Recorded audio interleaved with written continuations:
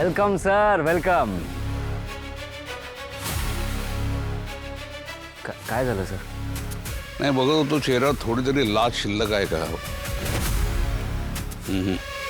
मला नाही माहित तुम्ही काय म्हणताय सर, पण मी खरंच माझ्याकडून खूप प्रयत्न केले. मग काय झालं? नाही जमलं. मला सांगा, तुमची बहीण जन्माला येताना अमरत्वाचं वरदान घेऊन जन्माला आली होती काय? तेच तर कळत नाहीये ना सर. मी एवढे प्रयत्न करते पण काही होतच नाहीये. ती मुंबईला सगळी सिक्युरिटी ठेवून आली, तरी इथे कोण तिचा जीव वाचवतंय, कुठले बॉडीगार्ड्स आहेत ना, काहीच कळत नाहीये. मी 100दा प्रयत्न केले, 100दा फेल होत आहे. आणि हे असंच होतंय. ती तारिणी आणि तो केदार जेव्हापासून आमच्या घरात आलेत ना, माझा प्रत्येक प्लॅन अनसक्सेसफुल होतोय. हे पनवती आहेत. काय ना, दुसऱ्याची विजार फाडली तरी आपलं फाटलं लपत नाही है ना. तुमच्यानं नाही जमायचं ते राहू दे. स्वतःच्या चुकांवर पांघरूण घालू नका. काय करत मी बघतो. नाही सर, तसं नका करू. नाही म्हटलं ना एकदा. आता गप बसायचं, शेपूट घालून गप बसायचं आणि मी काय करतो ते बघायचं. पण मला सांगा, कोणी बॅनरवाला ओळखीचं आहे काय? बॅनर म्हणजे कशासाठी एक्झॅक्टली? त्याच्यावर लिहायचं, कौशिकीच्या मुतात्म्या शांती लाभो. काय वाघाला झोपेतून आणि बापूला खुर्चीतून उठवल्यावर काय परिणाम होतात ना, ते आता तुम्हा भावंडांना लवकरच कळेल. रे बस.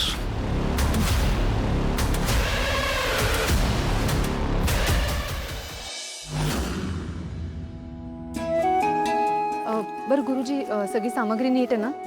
हां, आपण पुण्यवचनाला सुरुवात करूया. सगळ्यांना बोलवून घेऊ आणि फुलं सुद्धा अजून येत आहेत. हां, आता तुझ्या मनासारखं होतंय बरं का. लग्न होतंय तारिणीचं. हा,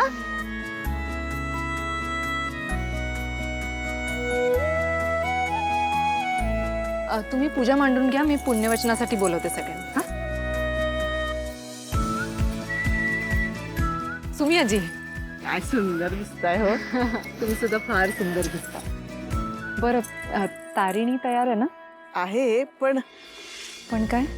नाही तसं नाही, पण थोडी घाबरली अहो. नाही म्हणजे तुम्ही पण एक स्त्री आहात ना, तुम्हाला त्याची जाणीव असेलच.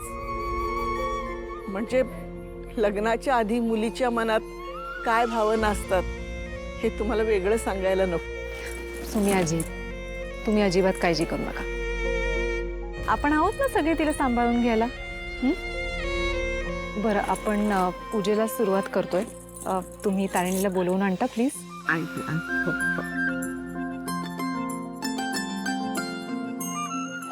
मिस्टर बेलसरे, दया काका.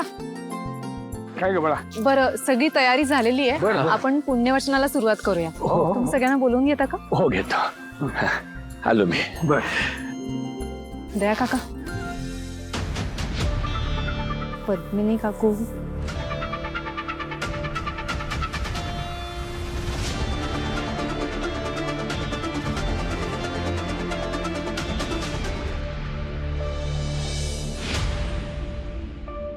तारिणीशी माझा काहीही संबंध नाहीये आणि तिच्या लग्नातले कुठलेच विधी मी करणार नाही. विषय संपला. ज्या मुलीने आयुष्यभर तुला आईचा मान दिला, आईचं स्थान दिलं, त्या मुलीच्या आयुष्यातल्या सगळ्यात महत्वाच्या दिवशी तू असं विघ्न आणतेस. तिनं काहीही करू देव, तिचं पुण्यवचन मी करायला, मी तिला मुलगी मानायला हवं ना. अगं पण कर्तव्य म्हणून तरी कर ना. कसली कर्तव्य हो? तिने एक बहीण म्हणून, मुलगी म्हणून काय कर्तव्य केलीत? माझ्या निश्चयाच्या संसारावर डोळा आहे तिचा. तिची हक्काची संपत्ती ओरबाडण्याचा कट करते ती मुलगी, आणि या सगळ्यात मी तिला साथ देऊ? नाही, मी विधी करणार नाही म्हणजे नाही. तो केदार माझा कोणीही लागत नाही. पत्नी, माझं ऐकून घे जरा. घरचं कार्य उगाच चार चौघात शोभा नको. शोभा शोभा तर तो केदार या घरात आल्यापासून झालीये. चौथीच्या मुलाच्या लग्नात तुम्ही मला पूजेला बसायला सांगताय, तेही त्याची आई म्हणून. तो या घरात आल्यापासून मला आणि माझ्या मुलाला फक्त त्रासच झालाय. तो मुलगा जेव्हा जेव्हा माझ्या डोळ्यासमोर येतो ना, तेव्हा मला फक्त एकाच गोष्टीची जाणीव होते की मी तुमच्या आयुष्यात दुसरी आहे. आणि याचं मला काय वाटत असेल याचा विचार केलाय तुम्ही? निशी सख्खी मुलगी आहे माझी. आणि तिच्या वाईटावर टपलेल्या मुलीसाठी ना मी काहीही करणार नाही. करेक्ट आहे मम्मा. निशी, तू मोठ्यांच्या मध्ये बोलू नकोस. रेखा, अगं तारडीनं असं काहीही केलेलं नाहीये. तुझा काहीतरी गैरसमज होतोय. आणि हे बघ, हे समज गैरसमज आहे ना, ते दूर करायला अख्खं आयुष्य पडलंय. पण आज तिच्या लग्नाचा दिवस आहे, महत्वाचा दिवस आहे.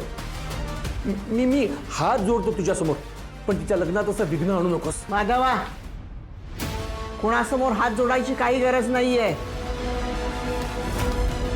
अगं माई, मी काय करू दुसरं? हा, आता रेखा जर विधी करायला तयार नसेल तर दुसरं कोण करणार आहे? ज्याला जे करायचे ते करू देत. पण जर कुणाला असं वाटत असेल की तारिणीच्या लग्नात मोडता घातल्यानं हे लग्न थांबेल, तर तसं होणार नाही.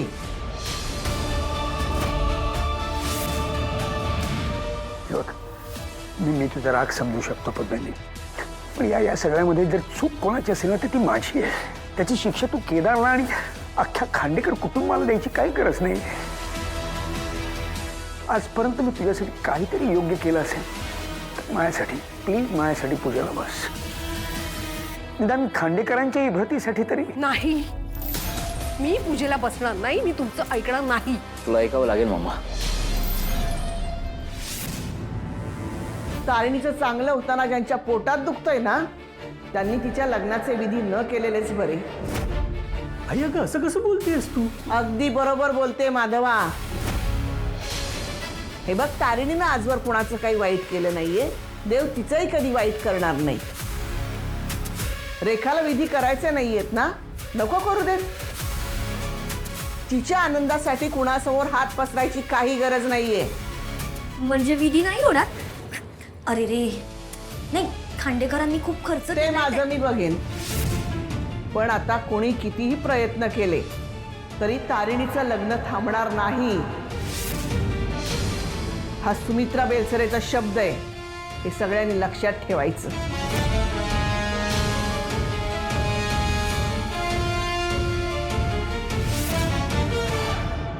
कारण ते जे बोलतायत ते अगदी बरोबर आहे.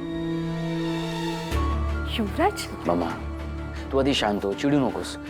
ते काय बोलतायत ते नीट समजून घेण्याचा प्रयत्न कर आधी. तू हे बोलतोय युवराज? हो, मीच बोलतोय. हे बघ, मलाही तो मुलगा पटत नाहीये, पण माझ्या मनात त्या मुलाबद्दल जेवढा राग आहे त्याच्यापेक्षा जास्त मला काळजी आहे खांडेकरांच्या प्रेस्टीजची. मीडियाच्या नंबर 1 चॅनलच्या घरचं लग्न आहे, सगळ्यांचं लक्ष आहे या लग्नावर. तू जर या पूजेला बसली नाहीस ना तर तो तर रस्त्यावरच आहे, त्याला काही फरक पडणार नाही, त्याचं काही नुकसान नाही आहे त्यात. पण आपण एवढ्या वर्षात जे नाव कमावलंय ते सगळं गमावून बसू. ममा, एका पूजेचा प्रश्न आहे फक्त. मनावर दगड ठेव आणि संपून टाका विषय. बघ, युवराज म्हणतोय म्हणून तरी कर, म्हणून तरी ऐक. ममा, या घरासाठी तू आजपर्यंत खूप केलंयस, करतेस आणि यापुढेही करणार आहेस. माझंही कर ना. बस पूजेला आणि दाखवून दे खांडेकरांचं मन किती मोठं आहे ते.